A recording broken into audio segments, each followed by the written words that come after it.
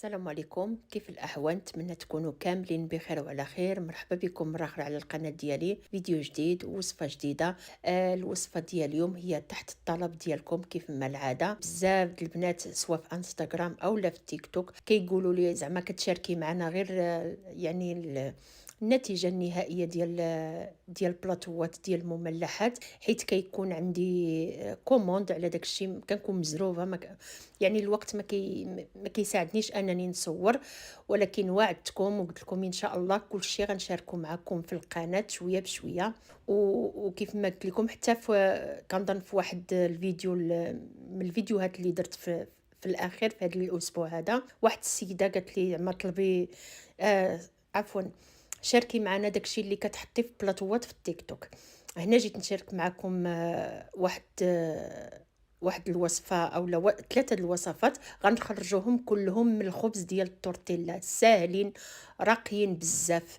اول حاجه غادي نديرو ديال الشاورما، ديال وغادي نديرو ديال السلمون او السلمون المدخن. وغادي نديرو واحد اخر بالسرومي والثوم. هنا ممكن تفنوا فيهم كيف ما بغيتوا، ديروا اي حاجه متوفره عندكم. اللي مهم في هاد المملحات انهم ما كيتيبوا، يعني ما غاديش يدخلوا الفران، ما فيهمش الورقه، فيهم الخبز التورتيلا اللي ممكن تشريوه واجد او لا توجدوه. انا شاركته معكم كنظن واحد العام ولا عامين، نخلي لكم الرابط ديال الوصفه في صندوق الوصف ديال الخبز التورتيلا. هنا بالنسبه للمقادير، انا كل رولي غنصايبو غنقول لكم اش غادي ندير فيه، وممكن باش يعني الحاجه اللي ممكن تستغناو عليها او لا تعوضوها بحاجه اخرى. وكيف ما قلت لكم هادو راه كيتكالوا باردين، يعني ما كيطيبوش من غير الدجاج اللي غنطيبو بحال الشاورما، وكيتكال بارد يعني واخا الدجاج وبالمذاق ديال الشاورما، ولكن غيتكال يتكالوا باردين. وان شاء الله في الفيديوهات الاخرى غنشارك معكم المزيد من المملحات ان شاء الله، وكاع دوك الحلاوي اللي كتشوفوا في البلاطوات. هي مساله وقت لا اكثر. انا هنا دابا يعني شرحت لكم، وفي نفس الوقت فاتوا لي كل شيء المقادير، ولكن كيف ما قلت لكم في كل رولي غنقول لكم شني غندير فيه وباش ممكن تعوضوه.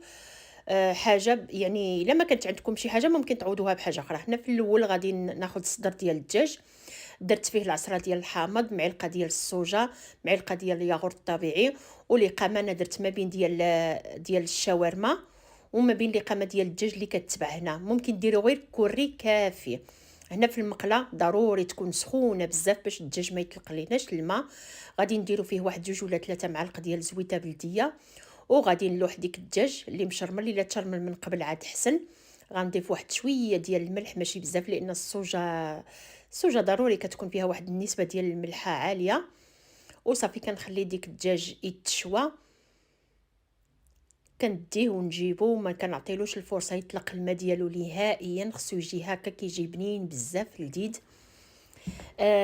وكناخذوا الخبز ديال التورتيلا. هنا في الاول كندهنوه باي صوص كيناسبكم. انا عندي هنا الصوص ديال الجيريان، زدت معاه شويه ديال المايونيز. ممكن ديروا المايونيز والياغورت الطبيعي، ممكن ديروا المايونيز والكاتشوب مع شويه د الحار، المهم اي صوص كيناسبكم. وبصوص الجيريان الصراحه كيجيو عاد حسن. من فوق ديك الصوص كنزيد الدجاج اللي شويناه. كيف ما قلت لكم الا ما كانتش لقامه ديال الشاورما ماشي ضروري ديروا غير واحد شويه ديال الكوري، كيعطي لواحد البنه لذيذه بزاف. كنفرشوه على ديك الخبز ديال التورتيلا كامل. وهنا كنزيد شويه ديال الخيار مخلل مقطع دوائر رقيقه، وكنزيد الزيتون حتى هو مقطع دواور، الزيتون الخضر من طبيعه الحال هو اللي كيجي مع الشاورما. وكنبدا كندور في ديك الخبز ديال التورتيلا، كنروليه هكا، وكنزيد واحد شويه الصوص اولا المايونيز اللي كان هكا في الجن غير باش يلصق مزيان. وملي نجي نقطع يعني ما غاديش يتحل. صافي كنلصقو وكنخليه حدايا. غادي ندوزو للتزيين. هنا التزيين ممكن تقطعوه غير هكا سامبل ماشي مشكل. انا قطعت له الجناب الاول كيكونوا شي شويه خاويين. ضروري من هاد الخطوه، خصوصا الا كنتو غتقدموهم يعني في بلاطو مملحات للضياف اولا في البوفي، تقطعوا دوك الجوانب حسن. ودابا غادي نقطع الطروفه. هنا الحجم كيبقى على حساب المناسبه من طبيعه الحال. الا كان بلاطو ديال المملحات لشي مناسبه لشي عراضات، قطعوهم واحد شويه صغارين حسن كيجيو زوينين. اما الا كانوا الافراد الاسره ديالكم، ممكن تاخذوا هذا الحجم هذا اللي درت انا، كتقطعوهم. ودابا كيف ما قلت لكم بالنسبه للتزيين، ممكن تخليوهم غير سامبل. انا اختاريت ندهنهم بواحد شويه ديال المايونيز اولا ديك الصلصه الحاره نيت اللي درنا لداخل، ماشي ضروري غير باش نلصقوا التزيين من الفوق. هنا كيف ما قلت لكم انا اختاريت نزين بهاد البصله اللي كتكون مقليه، كتباع واجده، مزيانه بزاف الصراحه. الثمن ديالها رخيص، وكتصلح حتى ديروها في الحشوه لداخل، كتجي زوينه.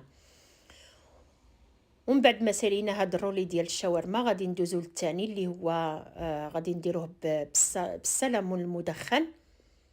هنا كناخد الخبز التورتيلا كندهنو بالجبن الطري، الجبن العادي الطري، اما كتاخدوه هكا منسم واجد، او لا كتزيدوا فيه الاعشاب المنسمه اللي كتجي يعني في القرعه واجده، كتزيدوه على الجبن الطري، كتخلطوا مزيان وصافي. كدهنوا الخبز التورتيلا كامل. ضروري ما تكثروا شويه سواء من المايونيز او الجبن باش يجيو فازقين شويه، حيت الخبز التورتيلا شويه صعيب في الماكله ديالو، لان هاد المملحات ما غيتحمروش من بعد غيتكالوا هكا. دابا كنزيد البيستو اللي هو الحبق مطحون مع الصنوبر. وانا صايبته شي نهار ان شاء الله. انا كنت صورت واحد الفيديو بالحق ما بقى شي نهار ان شاء الله غنشارك معكم الصوص البيستو، وكيكون فيه زويته بلديه. وكنزيد هاد السلطه اللي كتكون مخلطه فيها الانواع ديال الورقيات، كتجي يعني كتباع الثمن ديالها مناسب، كدير شي اورو شي حاجه وصافي. وكتزيدوا السلمون المدخن واحد جوج الشرائح اولا 3 هكا في الوسط.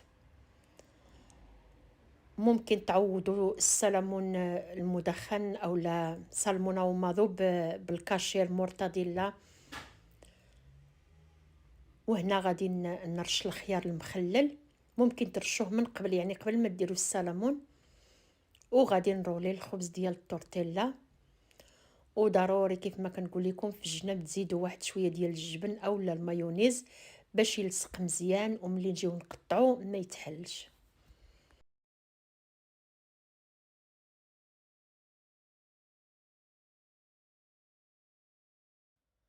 صافي كنلصقوه. هنا ممكن تزيدوا الزيتون حتى هو مقطع. وصافي كيف ما العاده كن كنزينو. الا بغيتو تزينوه، ما بغيتوش كتخليوه ساده غير كتقطعوه. انا هنا دهنتو بديك الجبن نيت اللي بالاعشاب المنسمه. كندهن غير الوجه من الفوق، ممكن تدهنوه كامل. انا شحال من مره البنات اللي متبعيني في انستغرام وفي التيك توك كندهنو كامل بالبصله، يعني بالجبن والبصله. اولا هنا غادي نبدل، بما ان الشاورما درنا لها البصله، هنا اختاريت ديال السلمون نزينوه بالزنجلان ما بين الابيض والكحل. غادي نخلطو ونرشو على طاوله العمل، ونفند ديك الجهه اللي دهنا بالجبن.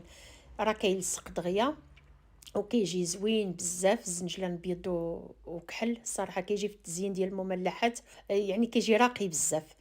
وهنا كنقطع الجناب ضروري باش يجيونا الروليات هكا مقادين، حتى في الحطه ديالهم كيجيو زوينين.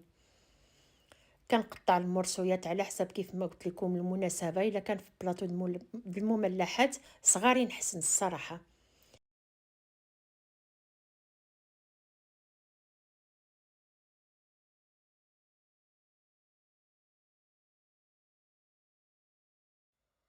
وكيف ما قلت لكم ممكن تعوضوا السلمون بالكاشير اولا المرتديلا اولا اي حاجه كتناسبكم. وكنحطهم في طبق التقديم. هنا غادي ندوزو للثالث والاخير. كناخذوا الخبز التورتيلا كندهنوه. هنا خلطت ما بين الجبن ديال الدهن والمايونيز، وغالبا هذا كيجي معاه المايونيز عاد حسن. انا كثرت المايونيز على الجبن. كندهنوا الخبز التورتيلا كامل وكنبدا كنرش في الاول ديك السلطه المخلطه. ممكن ديروا غير روكولا او لا اي نوع ديال الخس كيناسبكم. هذه مخلطه كتجي زوينه في المملحات، خصوصا هاد يعني في هاد الوصفه نيت. من بعد ما كنرش واحد الطبقه غادي نزيد ديك الزيتون مقطع، واحد شويه ديال الخيار مخلل. هنا ممكن نزيدوا الذره المعلبه، ممكن نزيدوا البيض مسلوق تحكوه. يعني افكار كثيره ممكن توظفوها في هاد الوصفه هذه نيت. هنا رشيت عليهم واحد اللاطه ديال التون. انا هنا كنت حليت جوج، ولكن فرولي واحد كنديرو غير وحده كافيه. وكنزيد السرومي في الوسط، ممكن تقطعوه يعني مع الحشوه اللي تما، ولكن انا فضلت نخليه هكاك صحيح باش يبان. وفي الجنب لهيه درت ديك المكور الاحمر، قطعته رقيق اولا ممكن تحكوه في الحكاكه. وهنا خيزو حتى هو حكيته في الحكاكه الرقيقه. ممكن ديروا حتى الخيزو اللي كيجي في القراعي مرقد، كيجي هكا محكوك واجد. وكنبداو كنلفوا الخبز تورتيلا ديالنا، ودائما كنزيدوا واحد شويه ديال الجبن ولا المايونيز باش يلصق مزيان، وكنكملوا حتى الاخير. صافي هنا من بعد ما لفيتو غادي نقطع كيف ما العاده دوك الجوانب، وكنبدا كنقطع الطروفه. كيجيو زوينين الصراحه في المناسبات، في البوفي ديال الملاح. وحتى لوليداتكم هكا. انا عندي واحد في ولادي المهم كبير، ولدي الكبير كياخذهم للخدمه، كيعجبوا له بزاف الصراحه الله. دائما كل يومين خصني ضروري نوجدهم له. وكيف ما قلت لكم ماشي ضروري حتى تكون شي مناسبه عاد نوجدوا شي حاجه اللي كتكون زوينه ورقيه. ديروهم راسكم، تبرعوا بهم وليداتكم. وهنا هادو انا اختاريت باش ندهنهم بواحد شويه ديال المايونيز.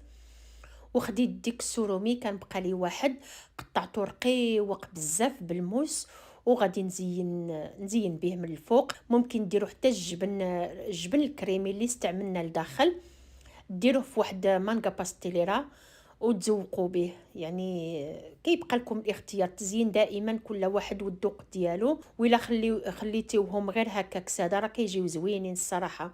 يكفي ديك المنظر اللي كيبان ملي كيتقطعوا، كيجيو بديك الخضره وبديك العماره اللي فيهم، كيجيو راقيين بزاف سواء في الشكل ولا حتى في المذاق. غادي يعني غادي يعجبكم، انا متاكده هاد الوصفه هذه غادي تعجبكم ان شاء الله. ها هو الشكل النهائي ديالهم، كيجيو راقيين بزاف وزوينين في الحطه ديالهم. كيف ما قلت لكم دخلوهم في البلاطو مملحات في البوفي ديال المالح، كيجيو زوينين وراقيين الصراحه وساهلين، ما فيهم شي خدمه اللي هي كثيره. هما الصراحه كياخذوا المقادير هكا بحال ديك الجبن مايونيز ديك العماره، بالحق يستاهلوا. ونتمنى ان شاء الله الوصفه تعجبكم وتطبقوها. ولا طبقتوها نتمنى منكم تصيفطوا لي التطبيقات ديالكم على الانستغرام. شكرا لكم المتابعه للفيديو، والى الفيديو القادم ان شاء الله.